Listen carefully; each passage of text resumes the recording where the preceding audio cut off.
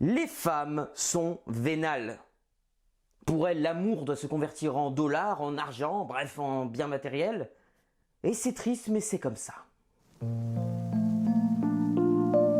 C'est en tout cas ce que l'on pourrait se dire si on jugeait vite fait les hommes préfèrent les blondes. Howard Hawks' Gentlemen Prefer Blondes, dans son titre original, est un long métrage américain sorti en 1953, réalisé par Howard Hawks, comme dit plus tôt, qui était un grand monsieur que j'estime beaucoup, notamment pour sa comédie L'impossible Monsieur Bébé, avec Cary Grant et Katharine Hepburn. Vous le connaissez peut-être à travers certains westerns avec John Wayne, tels Rio Bravo ou encore La Rivière Rouge. Hawks est l'un des plus grands réalisateurs de l'âge d'or d'Hollywood. Il était considéré comme un véritable faiseur, puisque durant toute sa carrière, il est allé vers à peu près tous les genres cinématographiques possibles, dont la comédie musicale, qui caractérise ici le film dont je vais vous parler. Ne vous inquiétez pas, mon numéro de danse viendra quand j'aurai atteint les 50 millions d'abonnés. Anecdote plutôt cocasse, Howard ne se sentant pas assez à l'aise avec ce dernier genre, a laissé le soin de la mise en scène des séquences musicales au chorégraphe Jack Cole, que tout le monde connaît bien évidemment. Ce qui est assez surprenant parce que c'est comme si un réalisateur de western préférait laisser la réalisation à un autre gars pour tous les moments où les personnages sont à cheval dans le désert. Va savoir. Les hommes préfèrent les blondes est aussi l'adaptation d'une pièce jouée à Broadway, qui elle-même était l'adaptation d'un roman d'Anita Loos, dont avait aussi été tiré un film muet de Malcolm Sinclair en 1928. Ouf! Il est admis que le scénariste Charles Lederer, ou Lederer, a grandement remanié l'histoire d'origine, notamment afin qu'il y ait deux protagonistes, Dorothy Shaw, incarnée par Jane Russell, et bien sûr Lorelai Lee, interprétée par Marilyn Monroe. Je vous dis bien sûr, et pourtant à l'époque, ça n'était pas le cas. En effet, c'était plutôt Jane Russell qui faisait figure de star à l'affiche, en témoigne son gros salaire de l'époque.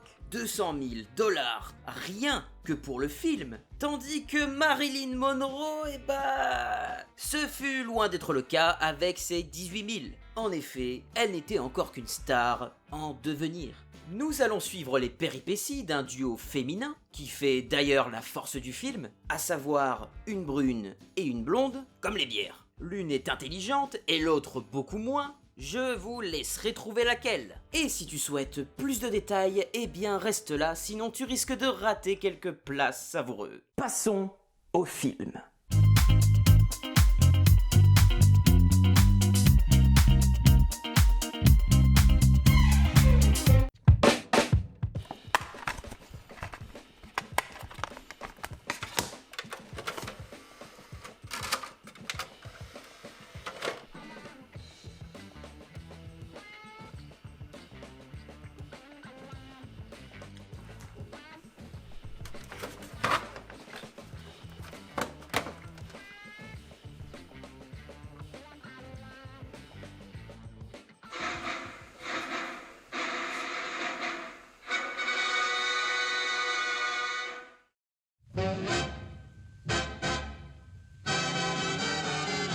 Le morceau Two Little Girls from Little Rock nous est servi en entrée, to the wrong side of the tracks. dans lequel les girls évoquent leur amour pour tout ce qui brille, diamants, carrosserie d'une 206 après passage à la laveuse à brosse, bijoux, or, argent et mes couilles. Quoi, on peut plus rigoler?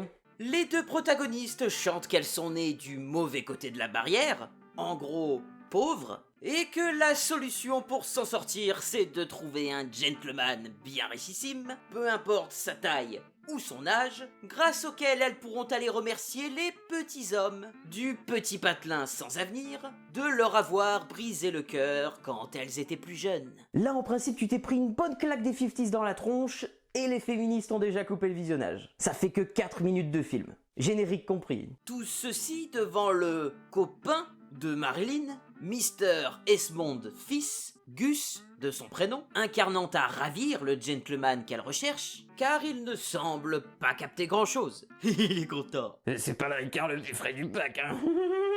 Après le show, Marilyn n'en peut déjà plus et attend avec impatience Mr. Esmond, car elle a vu une bosse dans la poche de ce dernier. Dorothy, tu n'as pas remarqué? Sa poche faisait une bosse. Et si tu as l'esprit mal placé, une gigantesque pensée a transpercé ton esprit, mais il n'y a pas que toi et moi. Ouais, peut-être un paquet de boules de gomme. Ah, je sens qu'on va s'éclater. Elle s'attend à être destinée à un écrin de bague, car apparemment, la bosse était en forme de cube. Tu sais, je crois que tu es la seule femme au monde capable de la scène, avec un projecteur dans les yeux, d'apercevoir un diamant dans la poche d'un homme. D'une démarche qui nous confirme que Mr. Esmond fils n'a pas été rudement sélectionné par Marilyn pour son intelligence et sa personnalité, ce dernier rejoint les deux femmes dans leur loge. Et si tu as l'esprit mal placé... Enfin bon, t'as compris les musiques. Eh bien, on a tort de s'attendre au plus croustillant. En effet, c'est bel et bien une bague qu'il lui offre. Il ne lui manque que la carafe pour mettre en dessous.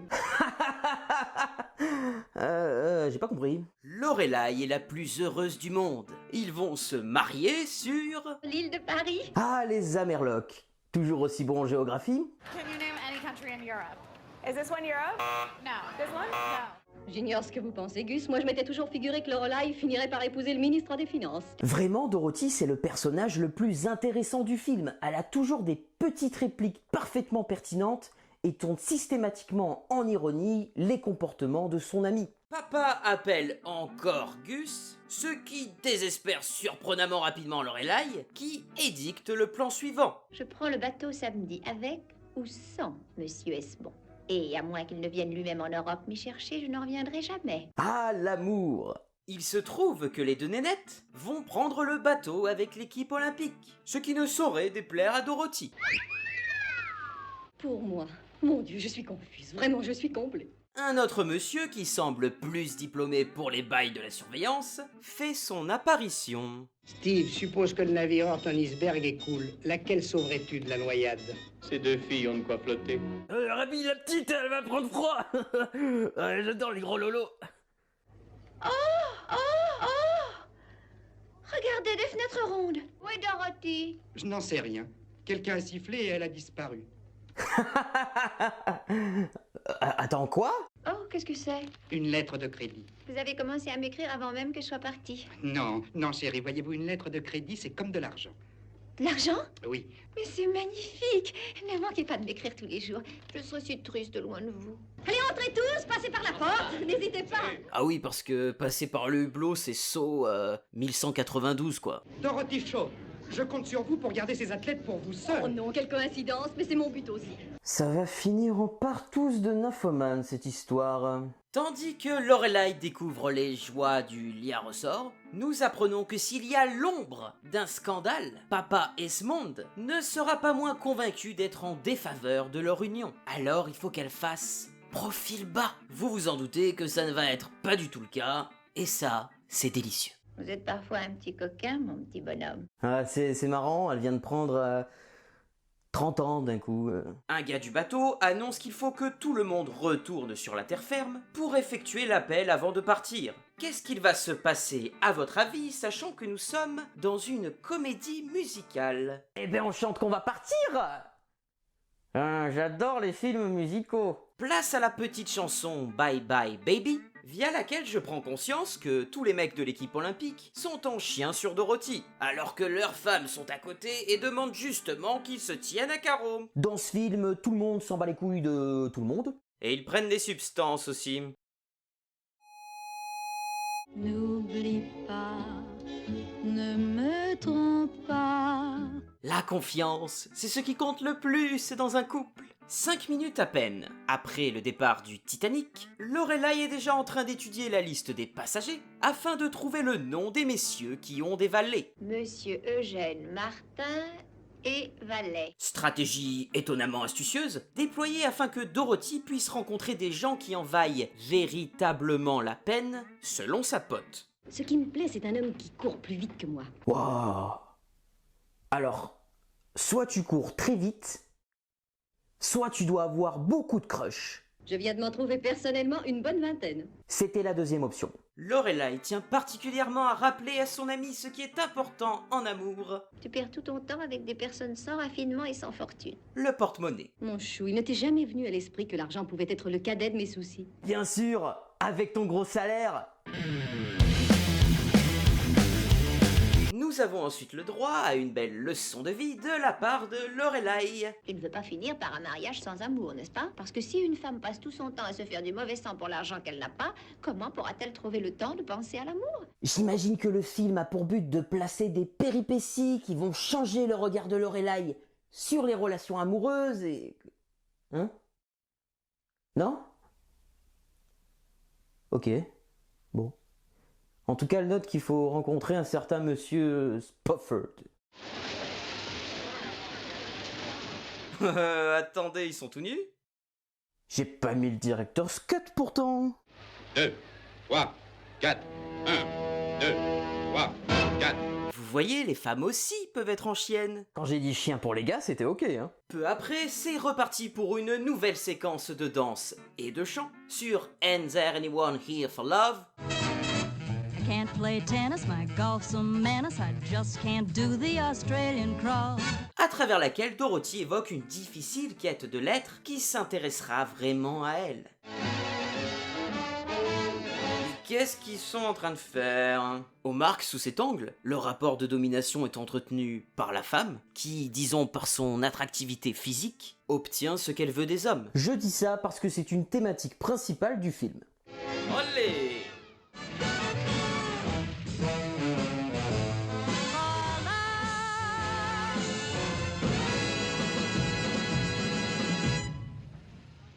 Bonjour, mademoiselle.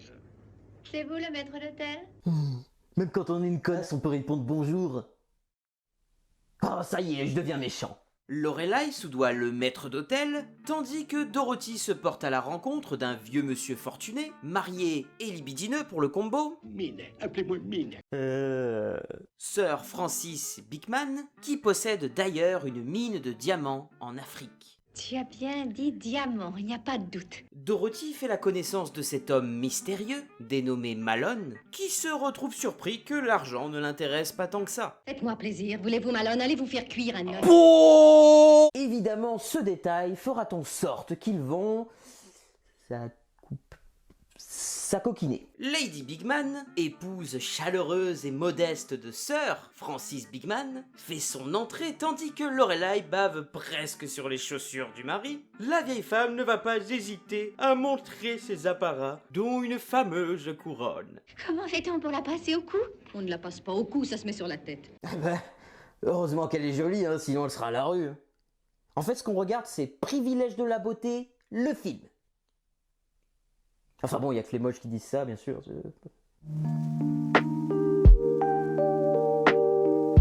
Vint l'heure du grand dîner. Ainsi, les deux protagonistes se sont mis sur leur 32. Sérieusement, j'ai jamais compris pourquoi 31 et pas d'autres nombres. Ce qui fait baver notre bon vieux et attachant Sir Francis Bigman. Ce qui fait beaucoup de fluide en si peu de temps. Les deux femmes s'assoient autour d'une table, Jusque-là, tout est bon. avec quelques hommes d'affaires, bien qu'il manque encore celui que Lorelai souhaite acquérir. Si Malone et Dorothy ont des discussions qui, ma foi, sont tout à fait sympathiques, Lorelai, elle, a toujours autant la Garonne en crue. Une traversée agréable. Oh, Ce n'est pas votre première traversée. Ah non, c'est ma... Vous ne vous sentez pas seul sur le vaste océan? Eh bien, je... J'adore faire la conversation. Monsieur Spofford arrive et surprise. Monsieur Harry Spofford. Salut. Dites-moi, monsieur Spofford, est-ce que vous voyagez tout seul? Non, avec un valet, un précepteur et un entraîneur. Et il se la pète, hein, ce petit con. Mais ça, c'est surtout dans la VF. Parce que dans la VO, il a une voix beaucoup plus mignonne. No, I've got a valet, a tutor and a trainer. Là, on peut dire que la VF est améliorative. J'ai essayé en allemand, Ich bin alt genug, es zu schätzen, wenn ich eine hübsche Dame vor mir habe. espagnol, Creo que va a ser un viaje muy divertido. italien. Lo sono abbastanza per apprezzare una bella ragazza quando ne vedo una. Pas si mal pour le coup, hormis la qualité audio. Mais rien ne rattrape la VF. On est vraiment les meilleurs en doublage. Philippe, tu vas me payer très cher la mort de mon frère, je te le jure, mais tu ne m'échapperas pas. Après le repas, Lorelai et Dorothy vont à nouveau boire un coup. Notre blonde se rend compte que finalement, se baser sur des noms de famille attachés de celui d'un valet, c'est pas franchement toujours fiable. Si seulement il avait 16 ans ou même 17, tu pourrais l'épouser dans le Tennessee. Tony Malone arrive à leur table avec des cigarettes, et voici l'occasion pour Lorelai de demander s'il gagne du pognon. Je passe le plus clair de mon temps à dire à une femme que ses cheveux sont un chagrin à minuit. Ses lèvres, un divan rouge dans un palais d'ivoire. Donc chômeur. Non, je fais collection de clochards. Notons tout de même que notre blonde vend magnifiquement bien son ami, sûrement pour s'assurer que Dorothy reste un peu plus longtemps en compagnie de son flirt. Tiens, vous voilà. Ah, encore lui? Putain, il la lâche pas d'une culotte ce type. Voulez-vous danser? Je serais terriblement content. Oh là là, ça va finir en procès cette histoire. Heureusement, elle est consentante, le monsieur étant très riche. Anthony, est-ce que vous vous rappelez hier soir? Oui, très bien. Après une ellipse quelque peu étrange, Dorothy et Malone semblent être de plus en plus proches, tandis que Lorelai roule ses fesses sur Big Mac. Ils ne font que danser. Et en public. On ne peut pas tirer de preuve de ça. Vous parlez en détective. Non. Est-ce que je peux avoir des échantillons de votre urine, s'il vous plaît? Bisous bisous, mais le lendemain, c'est le drame. Dorothy, en amie irréprochable, se précipite au hublot à travers lequel nous pouvons observer un discours en swahili de Sir Big Mac. Bakwafuchi Aoku Awakuli Okona Bacha. Ça veut dire, venez dans mon bacha et je vous ferai cadeau de mes vieilles noix de coco. Alerte coloniale, alerte coloniale. L'Afrique doit vraiment être passionnante. Blablabla, Lorelai à la Loire qui déborde. J'en arrive à avoir le cerveau tout pompé. Parce que t'en as un? Heureusement, la meilleure amie arrive pour nous sauver de la noyade du cringe. Est-ce qu'il s'est passé quelque chose qui serait compromettant sur une photographie? Minet a fait le python et j'ai fait la chèvre. Cette description, sans doute métaphorique, permet de suggérer qu'ils auraient copulé, telle une chèvre et un python, de manière suffisamment visible pour être photographié par Malone à travers le hublot. Ah, moi je m'en fous, ça les regarde, hein. De toute façon tous les comédiens ils sont morts, alors... Elles comprennent que Malone est embauché par Mr. Esmond fils, le petit ami de Lorelai, je le rappelle, pour les espionner. Ainsi l'objectif devient clair. Retrouver la pellicule pour la détruire. Mais comment? Bien, on va se mettre en tenue de combat et au boulot. Plaît-il? Notre blonde s'invite en cachette chez notre Tony Malone, mais ne trouve pas grand-chose. En parallèle, et c'est pour le bien du scénario aussi que Dorothy n'est pas allée tuer in extremis son détective préféré, car cela lui permet de feindre qu'elle n'est au courant d'absolument rien, dînant ainsi avec le monsieur pour le retenir, justement, hors de sa chambre. Cependant, Lorelai n'a pas prévu de moyens pour sortir et se retrouve enfermée à l'intérieur de la pièce. Elle a donc recours à la technique infaillible et hautement avancée du « là ça passe, là ça passe pas », permettant d'éviter toute contradiction.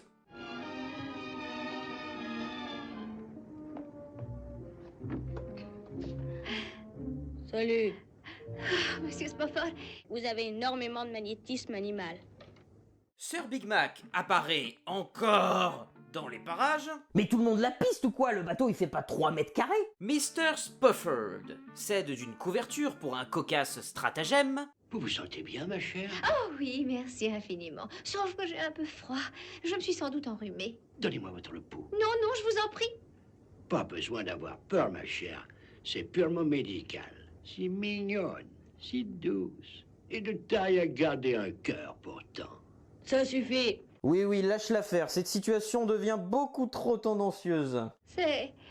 une laryngite, je crains. Il me faudrait un peu de votre caresse, allez vite m'en chercher. Je vole aussi vite que Mercure. Grouillez-vous, c'est tout. Tout de suite, ma chère.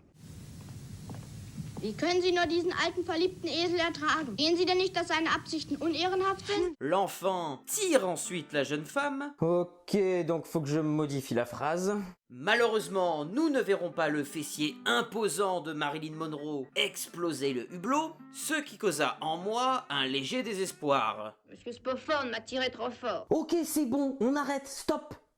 Je souhaite garder mon intégrité morale. Lors de la discussion téléphonique, les deux jeunes femmes viennent à penser que les pellicules sont dans une poche des vêtements du détective. En effet, elles ne sont pas non plus chez le photographe. La stratégie sera donc la suivante: commander un repas avec beaucoup à boire. Ah, ça m'intéresse ça. Je vais te l'amener dans une dizaine de minutes.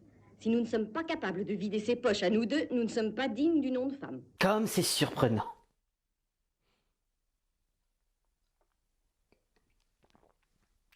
Ah, il est dégueulasse ce champagne. Il sera là dans une minute. Je l'ai envoyé chercher des cigarettes. Ah bah merde, ce film il aurait dû s'appeler Bouffer, boire, fumer.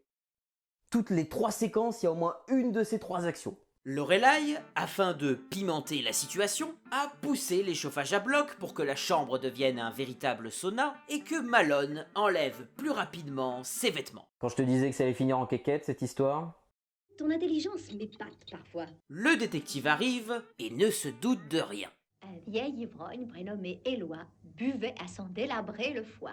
Il forçait la dose, bien qu'il eût une cirrhose. Car c'est si bon et la vie est si rose. J'en connais un plus simple, à la bonne vôtre. Pourquoi est-ce qu'elle parle comme une ivrogne de 71 ans?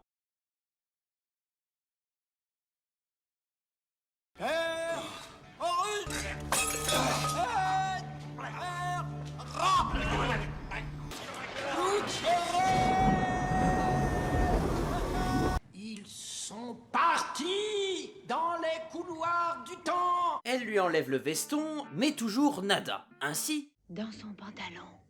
Il faudrait la voir aussi. Tu préfères que je m'en occupe toute seule? Non, je trouve que 2 têtes valent mieux qu'une. Viens, nous allons y travailler à 2. C'est-à-dire?